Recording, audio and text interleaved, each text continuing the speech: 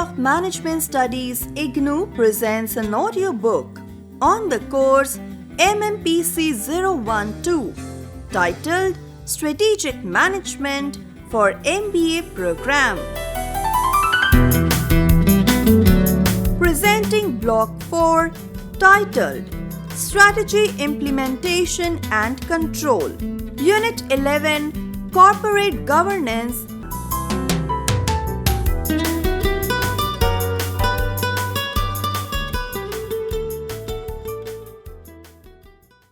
After going through this unit, you should be able to know the evolution of corporate governance, acquaint yourself with 5 pillars of corporate governance, understand the various drivers of corporate governance, and discuss the models of corporate governance.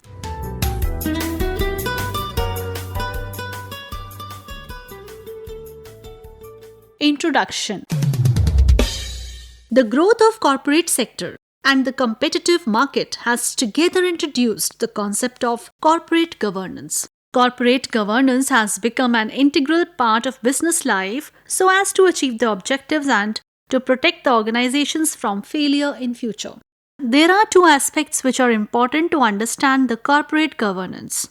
First, the internal structure, which includes the management, board structure, etc., and the external structure, which includes shareholders and other stakeholders. This helps in ensuring an efficient internal control, robust management structure, appropriate performance measures, and effective succession plans.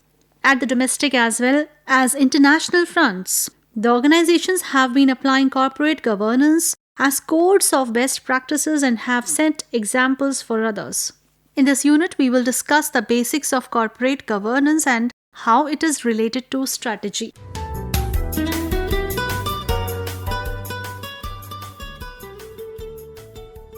Evolution of corporate governance.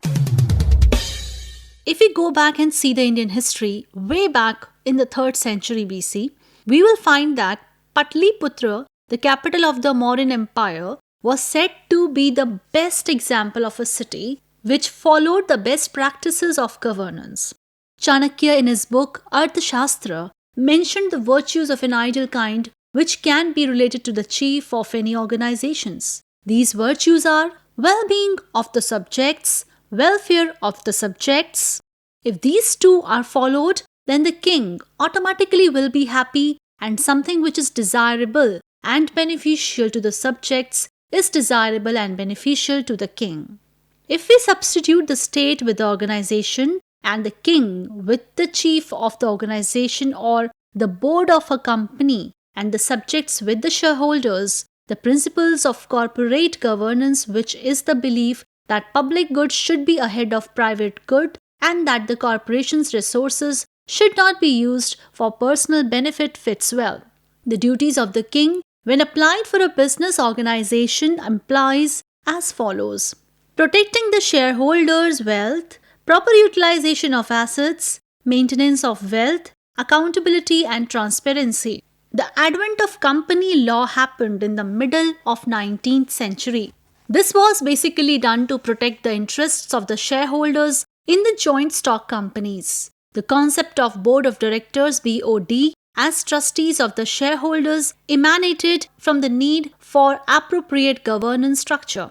The BOD would be responsible for overseeing the management of the organization in order to protect the interests of the shareholders.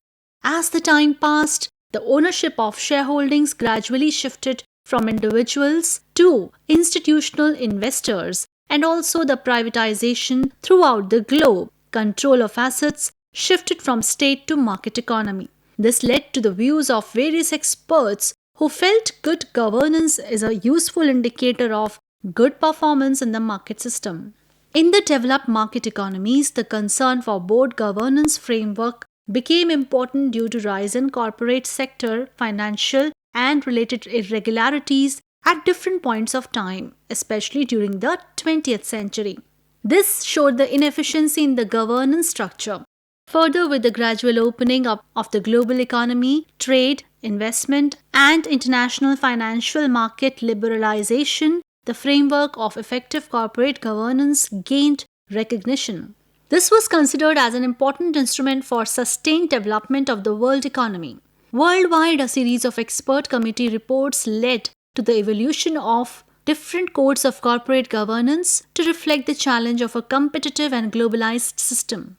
There is no fixed way as to how corporate governance can be incorporated in an organization's strategy. There are different views, and different experts have given different definitions of corporate governance. The dictionary meaning of governance includes both the action or manner of governing and a mode of living, behavior, and demeanor. Corporate governance is essentially concerned with the process by which organizations are governed and managed.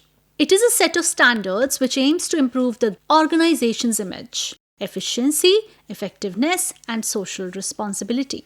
The concept of corporate governance primarily relies on complete transparency, integrity, and accountability of the management, with an increasingly higher focus on investor protection and public interest. A key element of good governance is transparency projected through a code of good governance, which incorporate a system of checks and balances between key players, boards, management, auditors, and shareholders. The corporate governance framework in many countries of the world is largely inward focused. It mainly highlights the composition of management structure at various levels. The composition at different levels is different, assuming that the right structure will automatically ensure quality to delivery. All corporate governance systems depend on 5 key pillars, which will be discussed later in this unit. These are accountability, fairness, transparency, integrity, social responsibility. The challenges of upholding these pillars depend upon the ownership structure of the corporate. The corporate ownership structures are of 2 types: insider concentrated and outsider dispersed. In the concentrated ownership structure, ownership control is concentrated in the hands of a small number of individuals, families, holding companies, banks, or other non-financial companies. In this structure, insiders exercise control over organization in different ways. The most common feature in this structure is that insiders own the majority of the shares of the organization with voting rights. Most nations, especially those governed by civil law, have concentrated ownership structure. In dispersed ownership structures, there are a number of owners, each of whom holds a small number of shares of the organization. Small shareholders have little incentive to closely monitor organizations' activities and tend not to be involved in management decisions or policies. Common law countries such as United Kingdom and United States tend to have dispersed ownership structure. Each ownership structure has its own corporate governance challenges. Evolution globally. In the early 1990s, in the United Kingdom, the United States and Canada began the modern trend of developing corporate governance guidelines and codes of best practice. This was in response to problems in the corporate performance of leading organizations, the perceived lack of effective board or oversight that contributed to performance problems, and pressure for change from institutional investors. In the year 1992, in the United Kingdom, the Cadbury Committee report defined corporate governance as the system by which organizations are directed and controlled, became a pioneering reference code for stock exchanges both in UK and abroad. General Motor Boards of Director guidelines in the US and the Day report in Canada also proved to be influential sources for guidelines and code initiatives adopted by other countries. In July 2003, in UK, the Financial Reporting Council (FRC) of the UK published the new combined code, which was referred to as UK Code 2003. Thereafter, the UK Code 2003 was based on the proposed revision of the Cabinet Code 1998 in the report by Derek Hicks on the role and effectiveness of non-executive directors, which incorporated the recommendations on audit committees by Robert Smith. The most significant changes in the code were as follows: the expanded definition of independent director, an increase in the recommended proportion of independent directors from 1/3 to a majority of the board for larger listed organizations, separate chairperson and CEO, chairperson being an independent director, stringent guidelines on membership of the audit committee, increased emphasis on the need for internal audit and control functions, allows for some differences in corporate governance arrangements for larger and smaller organizations, particularly pertaining to the number and proportion of independent directors on the board and number of members on certain board committees. Following various other committee recommendations in different nations of the world, there have been efforts to homogenize the code of corporate governance, particularly in listed organizations. In the US in 1998, the New York Stock Exchange NYSE and the National Association of Securities Dealers NASD sponsored a committee to study the effectiveness of audit committees. This committee was known as the Blue Ribbon Committee and was set up to improve the effectiveness of corporate audit committees. In its 1999 report, the Blue Ribbon Committee recognizes the importance of audit committees and issued 10 recommendations to enhance their effectiveness. In response to these recommendations, the NYSE and the NASD, as well as other exchanges, revised their listing standards relating to audit committees. In 2002, the Sarbanes-Oxley Act was passed in response to a number of major corporate and accounting scandals involving prominent companies in the United States. This act is considered to be one of the most significant changes to federal securities laws in the United States. An interesting aspect in the Sarbanes-Oxley Act is the protection to whistleblowers. The Organization for Economic Cooperating and Development (OECD) principles of corporate governance, originally adopted by the 30-member countries of the OECD in 1999, have provided a good insight into corporate governance framework at a macro level. Following an extensive review process that led to adoption of revised OECD principles of corporate governance 2004, they now reflect a global consensus regarding the critical importance of good corporate governance in contributing to the economic viability and stability of our economies. OECD principles of corporate governance reflects not only the experience of OECD countries but also that of emerging and developing economics.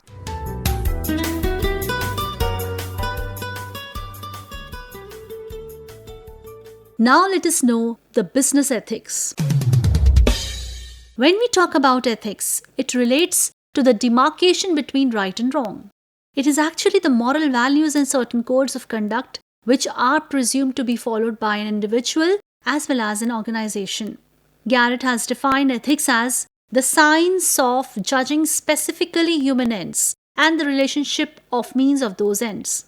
In some way, it is also the art of controlling means so that they will serve specifically human ends. There are many such definitions, but at the end of the day, we can say that there are no fixed set of rules which can define as the action right or wrong. Ethics is not legally defined, but it does not permit to violate the laws. Role of ethics and values is quite important for business organization, and we call it as business ethics. Business ethics, as the name suggests, it deals with certain sets of rules of any business organization. It is the set of permissible rules which have a positive impact to the organization. It deals with certain set of values of the organization leading to the socially responsible behavior of the organization. In a nutshell, we can say that it is the application of ethical principles in a business organization. There are certain common features of business ethics which are as follows. It demarcates between the right and wrong. It deals with the operating issues in an organization. It relates to the corporate social responsibility. It directs the organization to be good corporate citizens apart from being profitable. It defines the descriptive what is being done as well as normative ethics what should be done. Though it is not legal, but it is much larger than any law. Let us see a hypothetical example where the organization is termed to be ethical. Organization T is said to be one of the most ethical and socially responsible organization. What does it do to become an ethical organization? It follows the following business activities. It makes the organization effective. It follows the concept of wealth maximization than profit maximization. It treats its customers as kings and queens. It builds a culture where the employees have a high level of integrity. It gives importance to the families of the employees. It deals with the ethical dilemmas in team. This example shows that business ethics is an important part of strategic management as it helps in achieving the goals of the organization in the most ethical way.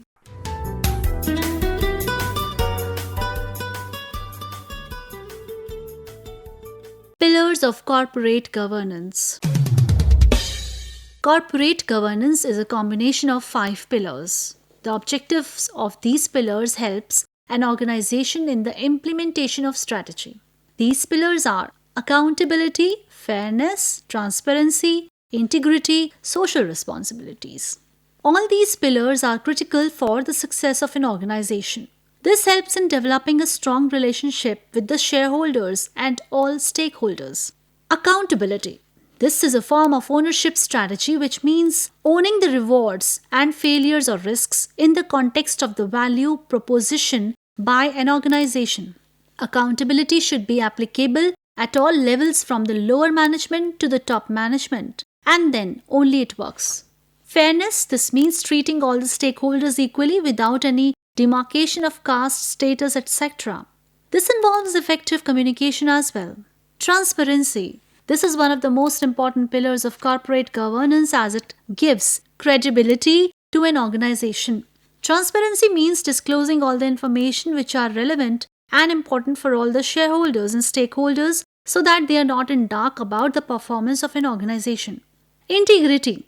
It is important for any organization, and this comes through a professional culture where each employee is given importance which makes him or her to perform at their best.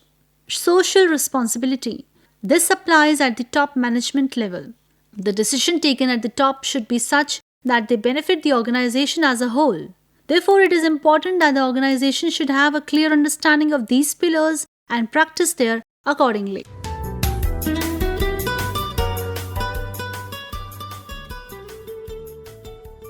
Models of corporate governance. There are 7 basic models of corporate governance. These are Canadian model, UK and American model, German model, Italian model, France model, Japanese model, Indian model. Now we will discuss these models in brief. Canadian model. Canada is a country which has a large influence of French culture. This is because it was a colony of France and Britain. Till 19th century, the industries in Canada were basically family businesses, but for the past 5 decades, the scenario has changed and now it resembles the US industry structure. Looking at its corporate governance structure, it is visible that it was one of the early initiators of corporate governance. UK and American model, Anglo-American model. Sarbanes-Oxley Act SOX was passed in July 2002 with the aim to provide more transparency and accountability to US corporate. This act focuses on the following: re-establish investor confidence through good corporate governance practices, improve accuracy and transparency in financial reporting, accounting service of listed organizations, increased corporate responsibility, auditing independently. German model. Since 19th century, Germany is known as the hub of industrialization. For the past 5 decades, Germany has been exporting sophisticated machinery. The financing of the German industries is being done by rich German families, small shareholders, bankers and foreign investors. Since the second half of 19th century, Germany has been taking steps towards corporate governance. The company law was introduced in 1870 and 1884 company law highlighted on making the information transparent. As of now, Germany has more number of family-controlled businesses. Italian model. Since a long time, the Italian businesses has been dominated by the family holdings. This trend continued till the 20th century. In the second half of the 20th century, the stock market gained importance.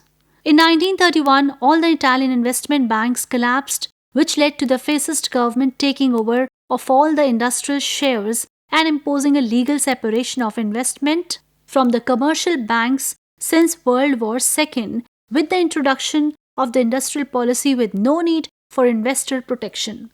Since long, the corporate governance lied with bureaucrats and rich families.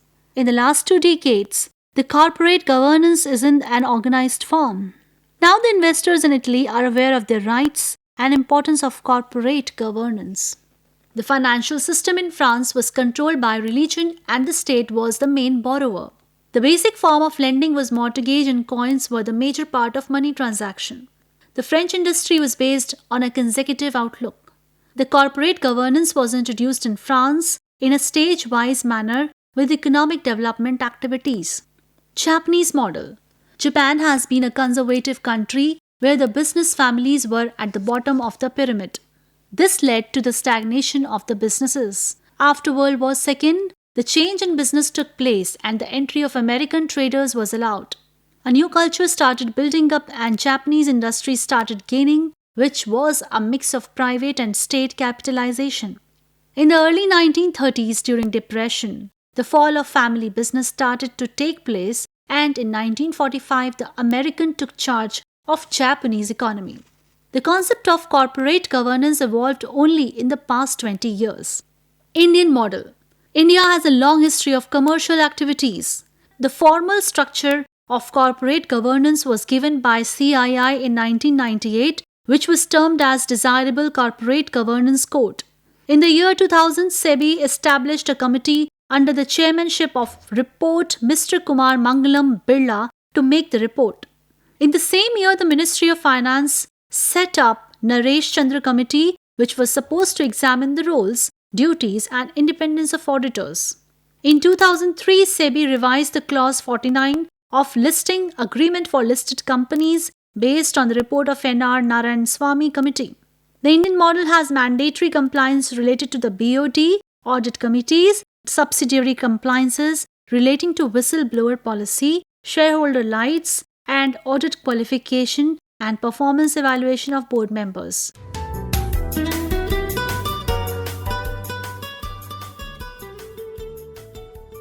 Corporate governance and strategy.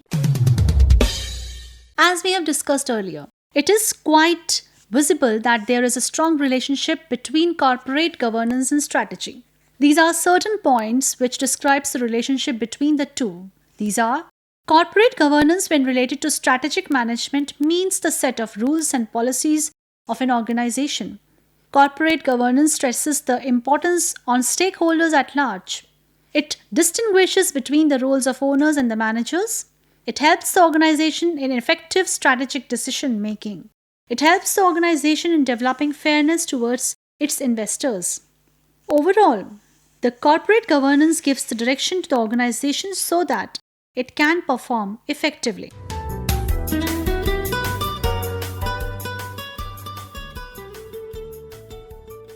Now let us study the challenges of corporate governance. Now we know that corporate governance is all about direction, management, and control of an organization. However, there are many issues and challenges organizations face due to the uncertain situations. Pandemic has caused the organization to slow down, which have created a kind of unrest in the organization. The issues and challenges of corporate governance can be listed as follows, though this cannot be termed as exhaustive list. Board appointments. This is the major issue, as due to issues like pressure from promoters, etc., the appointments of the board may be biased.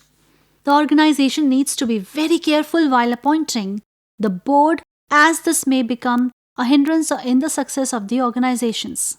Performance evaluation of directors. This is another challenge in implementing the corporate governance, as there may be cases where the evaluation of the performance of the directors may not be allowed. Appointment of independent directors. As per the code, it is mandatory to appoint an independent director, but this appointment may be biased in many cases, as the promoters, investors may pressurize the organization to appoint their own person. This unethical practice may act as a bottleneck for the success of the organization. Removal of independent directors. The law says that the independent directors can be removed anytime. This law at times may become a challenge for the organizations. In this case, also the promoter investors may put pressure to remove an independent director who does not take decisions in their favor. Accountability towards stakeholders. This is a major challenge on part of the organizations. There may be various reasons where the organizations overlook the welfare of the stakeholders. There are a number of examples globally where organizations have adopted unethical practices to make more profits. Role of promoters. The role of promoters is very important for organizations. As discussed earlier, if the promoter looks after their own interest only, then it becomes a major challenge for the organization. Transparency issues. Many organizations get stuck into the quagmire of unethical practices, which leads to transparency issues. Conflict in organizations. The conflict inside the organization creates a major challenge. If the conflict is not resolved, then it is presumed that the organization may not succeed and will lead to ill practices like bribe, etc. Level of mistrust. If the organization loses its credibility, then it is very difficult to build it again. Regaining the trust of stakeholders and shareholders becomes a major challenge. It is very difficult to control the external environment, but strong core values of any organization can help it in overcoming such challenges.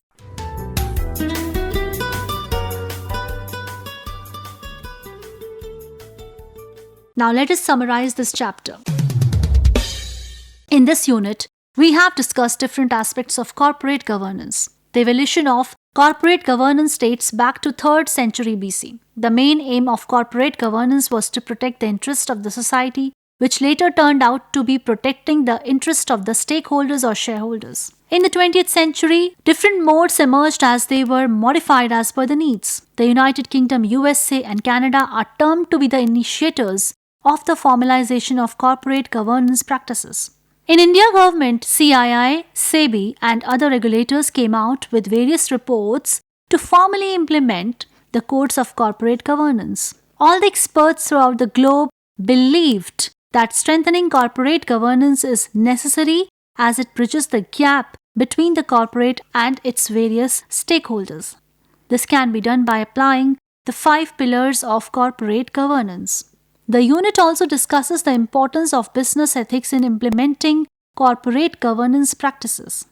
It is not easy to implement corporate governance. Organizations throughout the globe are facing issues and challenges in implementing the same. Some challenges have been discussed, although there may be many more depending on the structure of the organization. Overall, the unit gives a bird's eye view about the concept of corporate governance.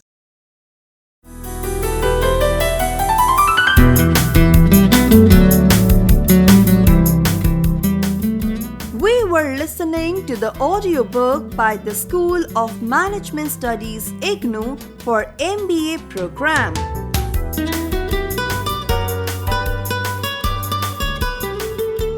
Course code MMPC-012, titled Strategic Management. Course coordinator Professor Neeti Agrawal. Voiceover by Chitra Gaur. Edited by Ashok Sharma. Program assisted by Tarannum Jaha. Program produced by Dr. Manoj Kumar Singh. This program was brought to you by Electronic Media Production Center of Indira Gandhi National Open University.